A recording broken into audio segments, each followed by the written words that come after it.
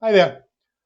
I wasn't intending to do any videos over the Christmas weekend, but with the number of races on this afternoon, I thought it would be an opportunity to test something I've been thinking of since last week. Normally, when I go in to check or to Dutch races, irrespective of which method I'm using to make my selections, whether it be a third-party site like Naps Checker or using Pace Maps, William Hill radio pundits tips, even my own form analysis. I do it in the 2 or 3 minutes before the off. So with the races this afternoon occurring every 3-4 minutes, that was always going to be difficult. And so I hadn't actually intended to do anything today. But then I thought about using a different method to make my selections, and that is, how about if we let the market decide which picks I should Dutch? And so what I did was, leading on from the pre-race drifter videos I did last week, it's a trivial matter to modify that to identify steamers. And so that's what I did. I assigned a strategy, as I've called it here, racing fine steamers to Dutch. I assigned that to various races, and Fairbot would go off, monitor those markets, looking for anything that was coming in the last 10 minutes before the off, let me know, and then I would go in and manually place a Dutch.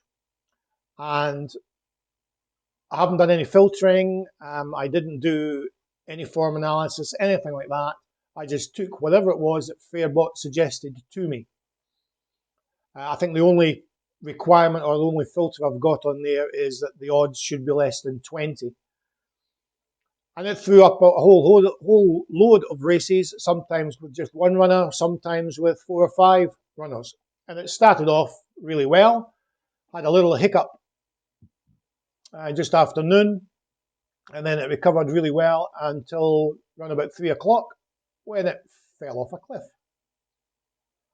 As you can see there, tried to make a small recovery in here, and then I had a run of 4 races which weren't too great. That one there, the trigger point, which is in this strategy set to £25, was triggered, but it wasn't fully taken.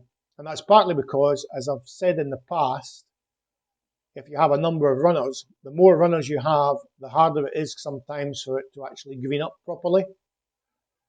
Let's quickly switch back to that race there that's currently on the go. So as I say, I haven't done any form analysis or anything like that. But from what I've seen today, albeit there's still a big loss there, it's actually worth further investigation.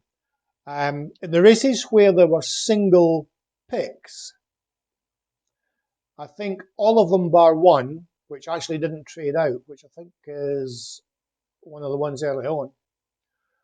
This one here.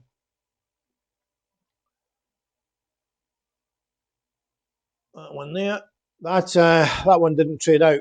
But I think all the other ones with a single pick, they certainly traded out and hit their £25 target profit using a stake of 100. But I think the vast majority of them, apart from one of those ones that did trade out at 25, I think all of them dobbed. I'd need to go back and check. So that's an interesting thing that might be worth looking at. Other things that I'll be looking at is some of these ones where we've had losers.